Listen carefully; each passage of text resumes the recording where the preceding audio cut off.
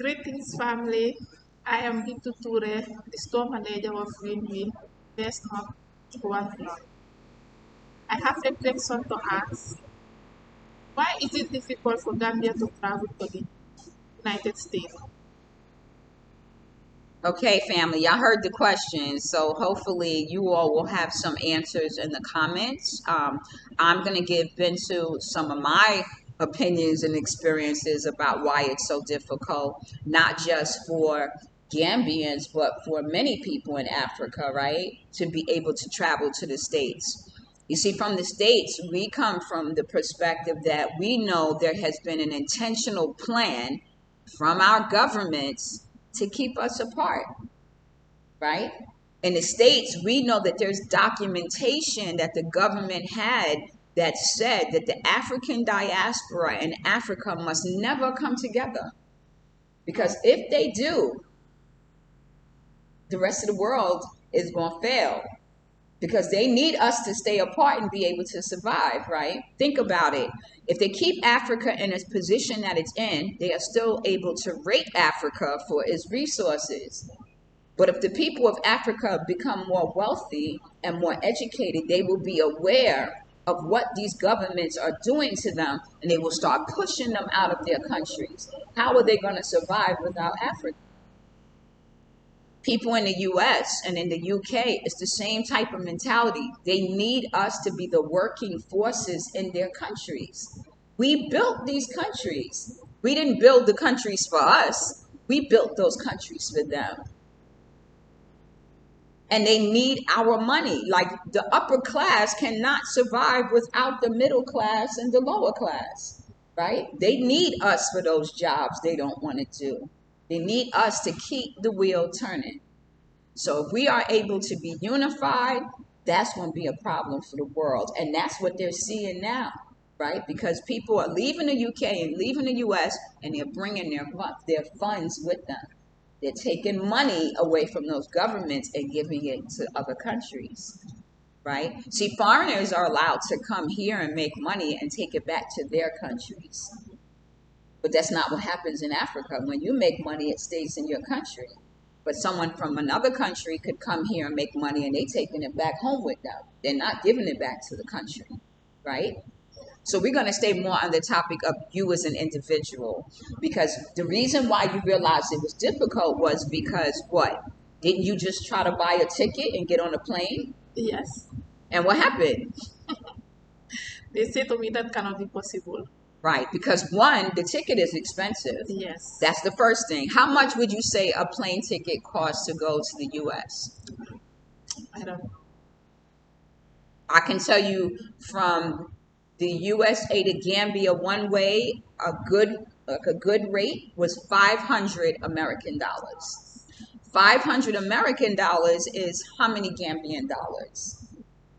I'm going to say 5,000. No, more than that, right? 5,000 Gambian dollars is 100 American. So I'm going to say 25,000 Dalasi. Yeah, 25,000 Dalasi is equal to about 500 American. And that's a cheap ticket. And that's only one way. So you still got to get back, right? So now you're talking 50,000 Dalasi to go there and come back. And that's if you get it during a good season. Because if you get it in the off season, you're going to pay more money. It's going to be at least 1,600 American dollars, right? Yeah, I'm scratching, y'all. I got a mosquito bite on my ankle. So the cost is one thing. It's not affordable. The second thing, you said you can't just get a ticket. You have to get a visa. Visa, yeah. Let's talk about the visa situation, because I know if you get a visa where you're being sponsored, right? Someone's sponsoring you to come and saying like an invitation to come and they will be a sponsor when you're there. That person has to state that you have an address, you have a bank account, they're going to be responsible for you. And that they will take care of your needs. That way, the country wants to know you're not going to be depending on the government for any assistance. Here's the trick, though. If I'm living here, how do I have an address to sponsor someone there? Don't, right? And then you think maybe, hey, I have friends and family. Why don't they sponsor me? Right? Yeah. What happens with that, with friends and family? To write an invitation for you. Yeah. Yeah. Yeah. So why don't friends and family do that when they have the ability to do that? We don't know why. Yeah. Either they're being selfish, right?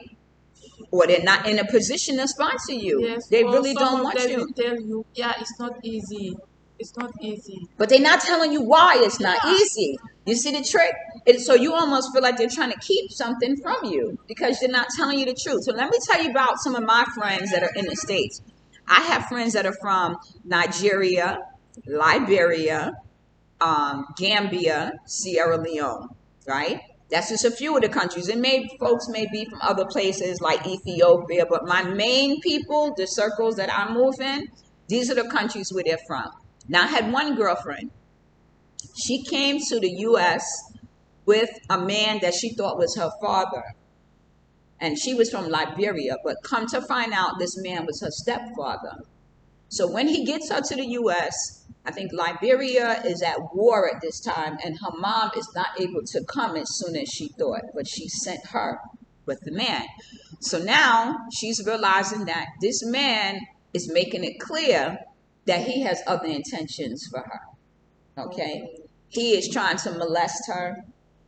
He is trying to do inappropriate things. So she goes to school, like middle school for us is like sixth grade, seventh grade, eighth grade, like that age, 13, 14.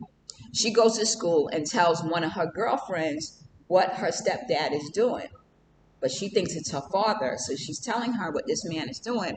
And the girl is like, no, that's wrong. Like, we have to tell someone. And so they tell a teacher, and the teacher then comes along and they remove her from this man's custody. They put her into our foster care system, right? Like y'all have orphanage, we have a foster care system. So she goes into the foster care system and later ends up staying in the foster care system until she is like a young adult, like 18, 19. She ends up getting pregnant, right? And having a daughter of her own. And now she has to get training and get her own apartment and all this kind of stuff. In order to get out on her own, she leaves her daughter in the foster care system until she can get her own place. So there's a woman that takes care of her daughter now. When she's in a position to get her own apartment, she gets custody of her daughter and takes her back. But she still allows this woman to care for her daughter, right? And I kept telling her, because her daughter was about 4 or 5 at this time, that's how long it took her to be able to get on her feet. I said, you really should kind of end that relationship with this old woman. Like maybe go visit her with your daughter sometime. Go see her on the holiday. But don't have this lady in her life still controlling her because you're the mother. She's not the mother anymore. So my girlfriend kept using this woman while she was working. She used her, when she had emergencies. She still allowed her daughter to be around the family. Meantime, the whole time, this woman is poisoning this little girl against her mother, right? Because this is an American system. The mom, even though she came to the U.S. young, she is still an African woman. Mm-hmm. So now the daughter grows up and she resents her mother. Why did you have this woman taking care of me? Why couldn't you take care of me? Why didn't you take me out the system faster? And her mother's like, you know how hard I had to work to try to build a life for us. Like, you don't even know what kind of childhood I had, you know? So she grows up and they end up just having conflict, you know? This friend ends up working in the system, trying to help young girls that come from other countries as well, young girls that don't have homes and stuff like that.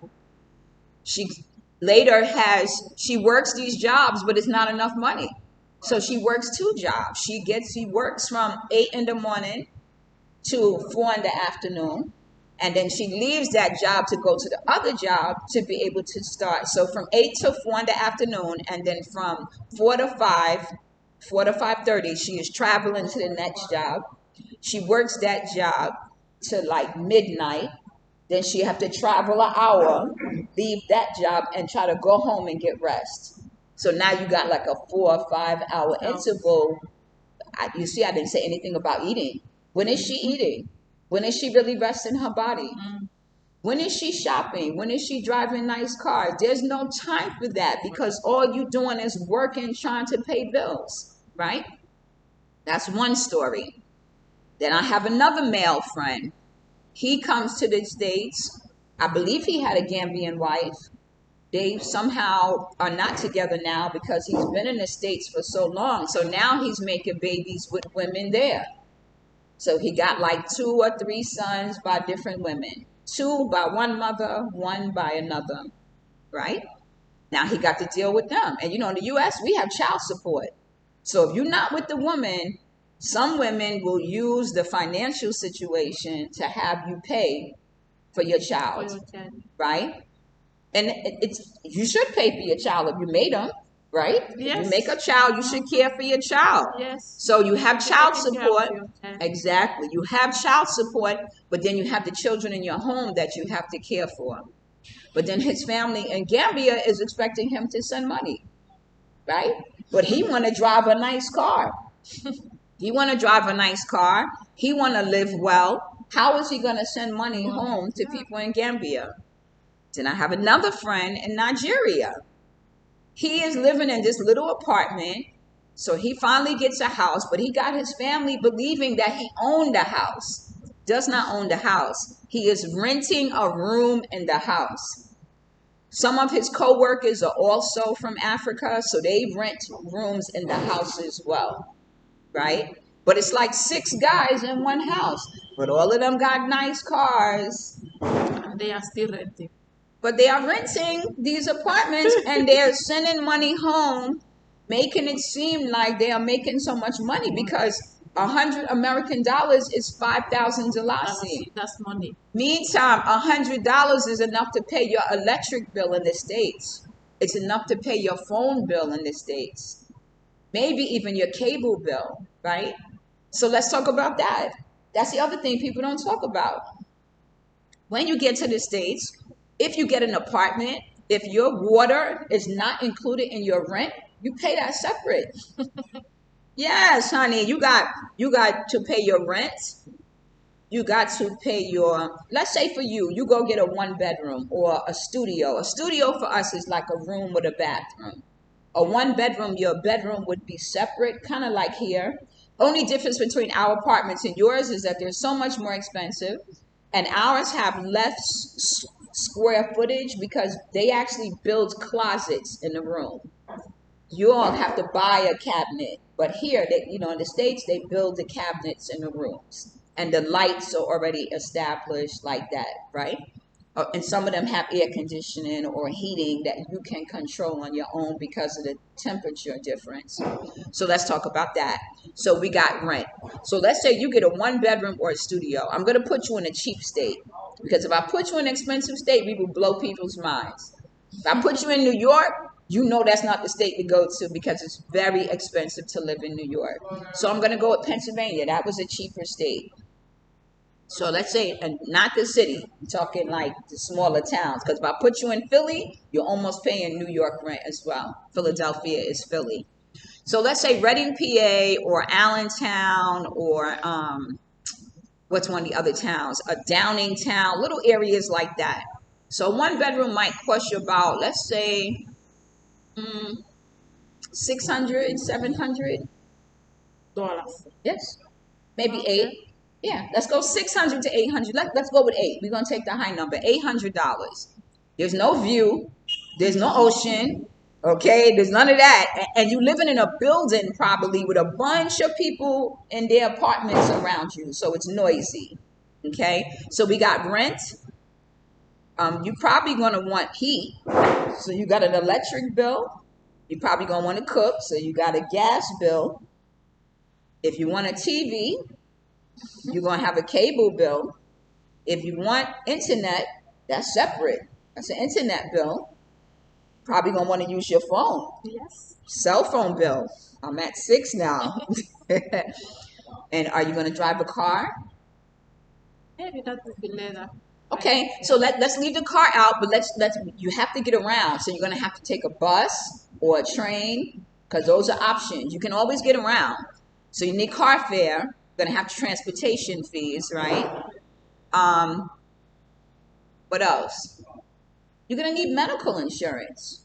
You can't just be there and not having it. 'Cause what if something happens? So you're gonna need some type of insurance. You have to pay for that medical insurance. Oh, I'm sorry. You gotta eat, right? Yes. Did we say food? Mm-hmm. We didn't say anything about food. Food.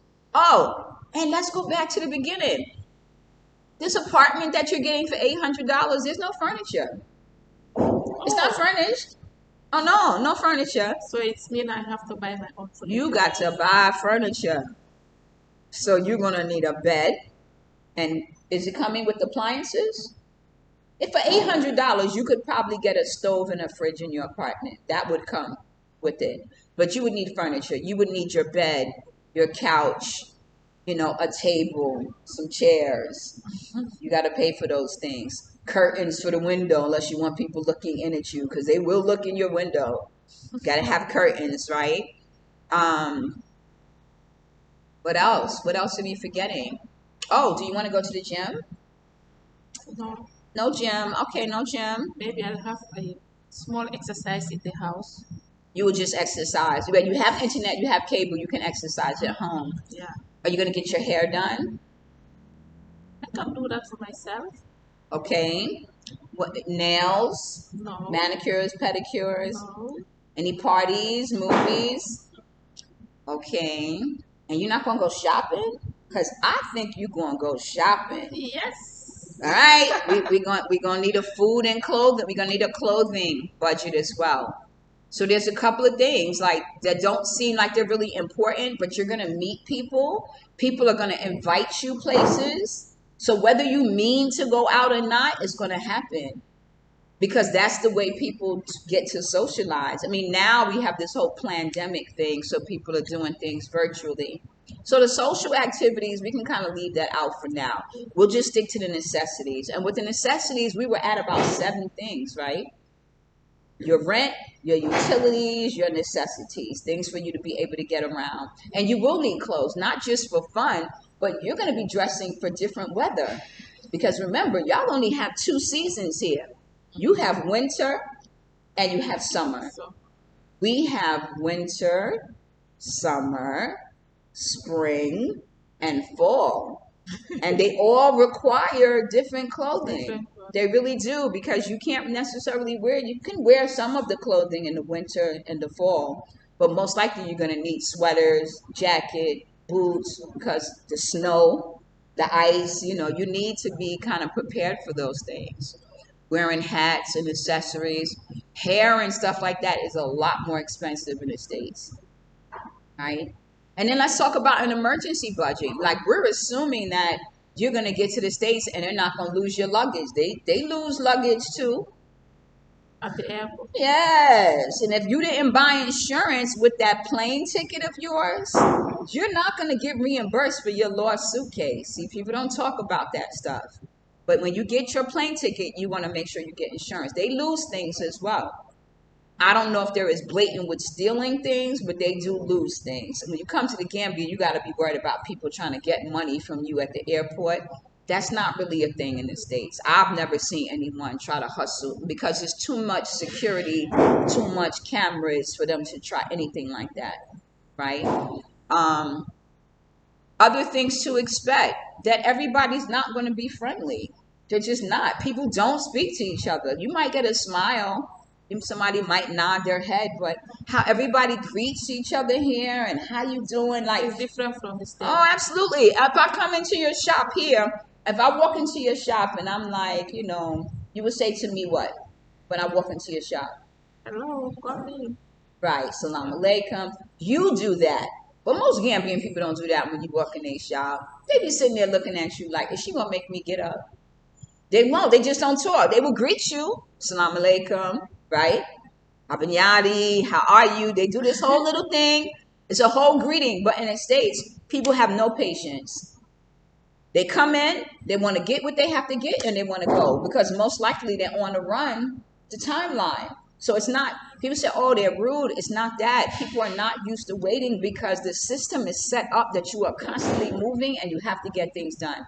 Like I told you about my girlfriend who's moving from one job to the other job.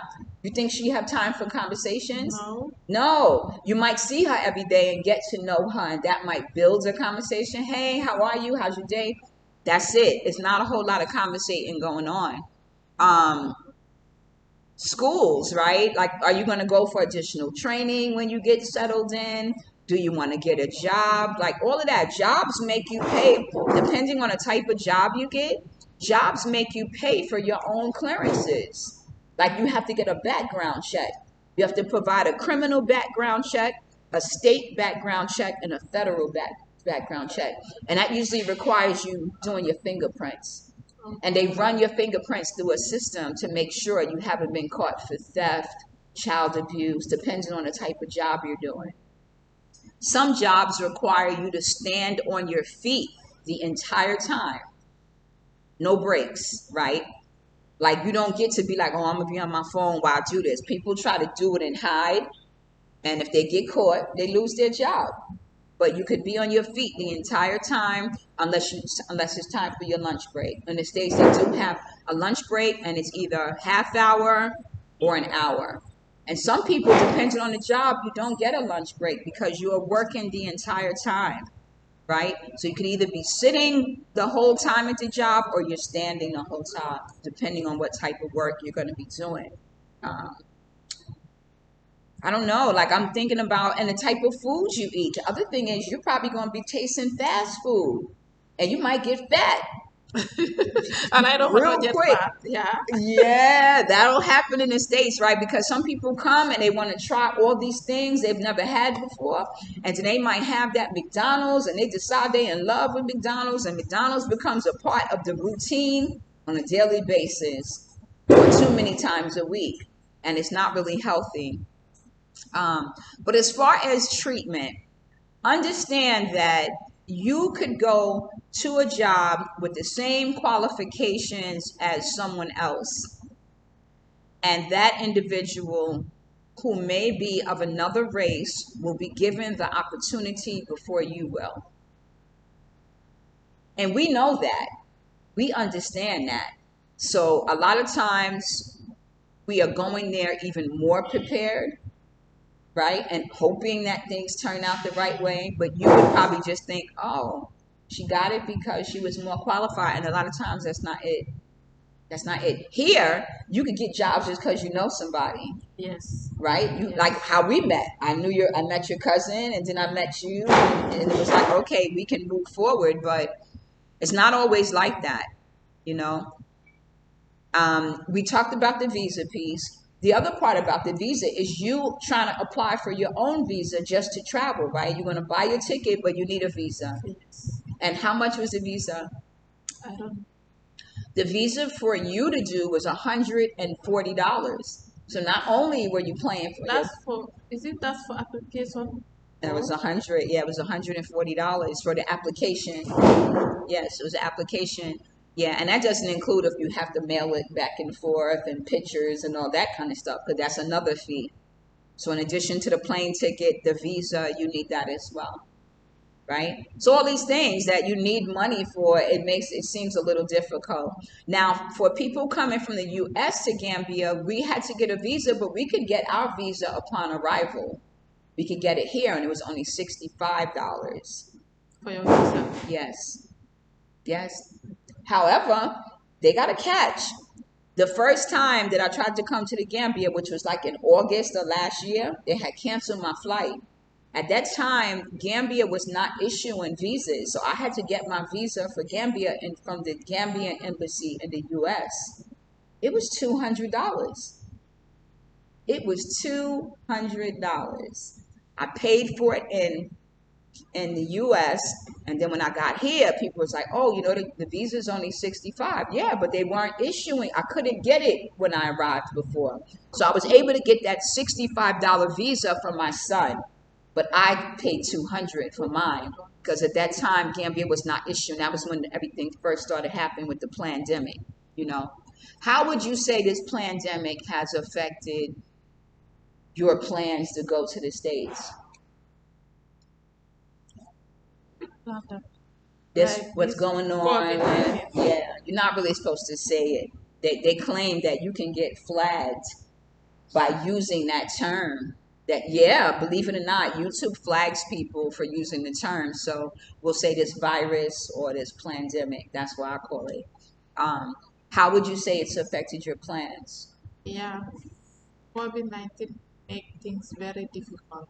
Okay, the virus makes things very difficult, right? Did you plan a long time ago to, like, did you know you wanted to travel to the States? No, So just more recently, you've kind of had the plan to want to go. And now we've met, and I'm like, let's make it happen. Let's get it going, you know. So that's the plan, y'all. And as we continue to think of things, as Bintu continues to come up with questions about the States, we're going to do these little meetings. And then hopefully, when she has her channel ready, she can let you know what other things that she's dealt with individually. I just try to give her a heads up about like what to expect.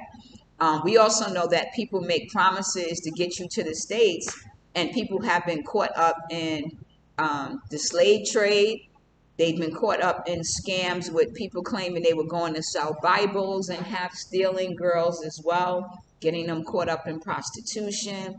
So I was telling her, don't take no back ways, don't take no shortcuts, just be patient. Let's do this the right way, get you connected with the right people so that you can be safe. So I hope that was helpful to anybody who might be asking and wants to know the question that Bintu wanted to know. And I'm going to do a video on things you need to know before going to the state so that you can prepare. This is just an introduction. So I hope that was helpful. Follow Bintu's t-shirt. Stay black and proud. And you can be black and proud in your own country, or you can be black and proud in the diaspora. We thank you all for joining us, and we just want to say blessings.